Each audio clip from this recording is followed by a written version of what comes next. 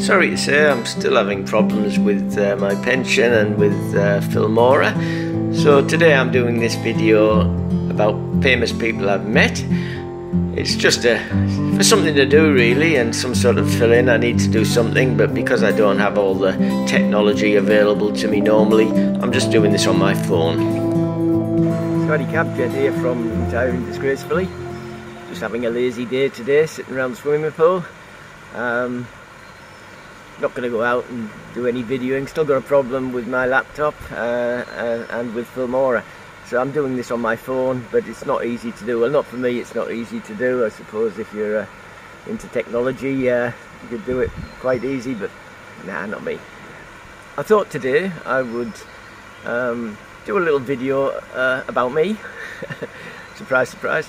About famous people I've met. And I've met quite a few. You know, from a lad who was brought up in Middlesbrough, in the northeast of England. You don't get many celebrities in that town, not visiting anyway. You get a lot of celebrities who were born there and have gone on to bigger and better things, me not included. But there's quite a few people I know from Middlesbrough who I grew up with who ended up being quite famous. Paul Rogers from Free I knew very well. Back in the day when I was about 15, he was in a band called the Roadrunners, a local Middlesbrough band. Then that was when he was about 14, 15 and 16, and then I think when he was about 17 the band went down to London to try and make it big, and he left them and went to form Free with a couple of other members.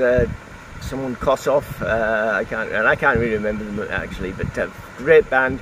And for me, Paul Rogers is probably got the best voice of his generation. Excellent singer. If you haven't heard him, just Google search Free, the band, and listen to some of their records. Very good. Two other people I knew in Middlesbrough from the same era. David Coverdale, who went on to I think he played, was in Deep Purple and Whitesnake. I knew him quite well from going out to the nightclubs and around the area. I used to see him. He wasn't famous then. I didn't even know he was in a band at the time. I just knew him as Dave. And the other one would be Chris Rea, a very famous singer-songwriter. And he used to play football against my team. I played for a team called Martin. In the Middlesbrough area, and he played for All Saints, so I know him from playing football against him. I was a goalkeeper. He scored a few goals against me. But today I want to tell you about some people I've met on my travels when I've been travelling the world in my job as a chef. Yeah, when I was, I would have been about 18, 19, I went to work in Bermuda as a chef. And I met quite a few celebrities there because of my job. I cooked for some fairly famous people at the time. Michael Caine was one of them, Sophia Loren, Michael Douglas. Who else was there? Oh, quite a few people. And they were very, very nice people. Not like today's, some of today's celebrities stuck up. They weren't. They were lovely people. One of them asked me to come out and say hello. They enjoyed their meal, and Michael Caine actually came in the kitchen after he'd had his dinner and thanked me. So you know, I think celebrities were a little bit different back in them days. Weren't so up themselves. But I suppose my main claim to fame was I was flying back, me and my fiancée at the time, who later became my wife, we were flying back from Bermuda. In Bermuda, it was like a seasonal job. You worked 10 months of the year and then you had 2 months off around Christmas time. And so we were flying back, it was 1972 I believe, flying back to the UK for a bit of a holiday. And got on the flight and sort of sitting there sort of daydreaming, and suddenly the curtain opened from first class and Mick Jagger stuck his head out. Well, oh, Mick Jagger's on the plane. I wonder if all the Rolling Stones are there or if he's just with his girlfriend. Anyway, the curtain closed and that was it. Didn't see him again. when the flight arrived in Heathrow, in those days, there wasn't all these walkways, and you know, the airport was small compared. Well, there was only one. Now there's, I think it's Terminal 5 or whatever. So there's many terminals now. But in those days, it was a very small airport, and you didn't get off the plane and then walk way through to the terminal. The bus picked you up at the bottom of the steps of the aeroplane and took you to the terminal. So we got off the plane, got on the bus to take us to the terminal to get our bag and go through customs, and the bus was quite full, so there wasn't 2 seats available. My wife to be, my girlfriend at the time, she went to the back and sat next to someone, and I sat next to someone as well. I turned around to look to say hello, and just to nod, and it was Charlie Watts, the drummer of the Rolling Stones. So I was in shock, and I was quite shy in those days. Still am a little bit, and I didn't say much to. I didn't say anything to him. I just sat there, you know, thinking, oh, you know, I'm sitting next to Charlie Watts, because that was, you know, the heyday, 1972. They were very big, but in those days, first class weren't any different for having to get from the terminal. They didn't have a Rolls Royce to pick them up or anything. They just had to get on the bus with the plebs like me. So I sit there, and next thing he said to me, did you get on the flight in Jamaica? And I said, no, the flight originated there, but it stopped in Bermuda to pick up people there, and I work in Bermuda. Anyway, he's a great man, just chatted away.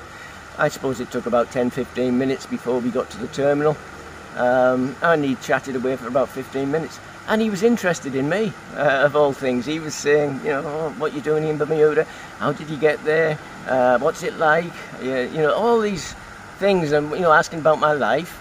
Anyway, I looked around to see if my fiancée was looking, and see, you know, that she could see that I was sat next to Charlie Watts, and I noticed she was sat next to Bill Wyman, the bass guitarist of the Stones.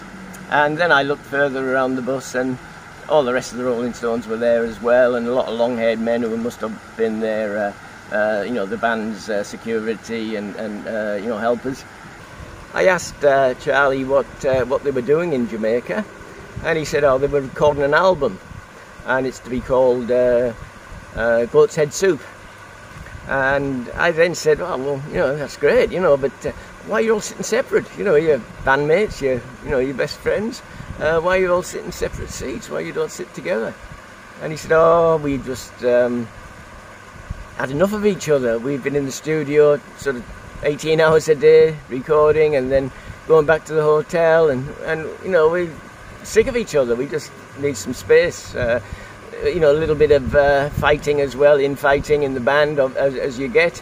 And he said, you know, we just need some space. We'll be okay again in a few days. We'll get back together, and we'll start to think about our next project. But at the moment, we're not that friendly.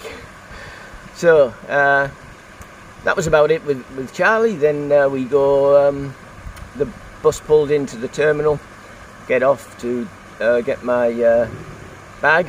And I'm stood at the carousel waiting for my bag, but who should stand next to me but Mick Jagger. So I said, hi Mick, how's things, how's Jamaica?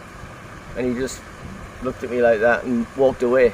So, you know, a bit snobby, obviously I'm not worth talking to, so he just walked away, and I thought, okay, never mind Mick, I still like your band. And he got his bag, I'm still waiting for mine. And then I see Keith Richards, an idol of mine. I love Keith Richards, so I walked over to him. Same thing. Hi Keith, how's Jamaica? And he's quite not chatty like Charlie Watts was, but he just said, I was okay, yeah, good to be home, and you know, things like that.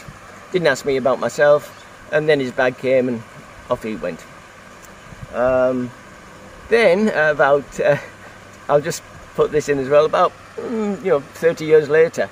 Fast forward, I'm on the beach, living in Australia, and I'm in Byron Bay, which is just an hour's drive from where I lived on the Gold Coast in Australia.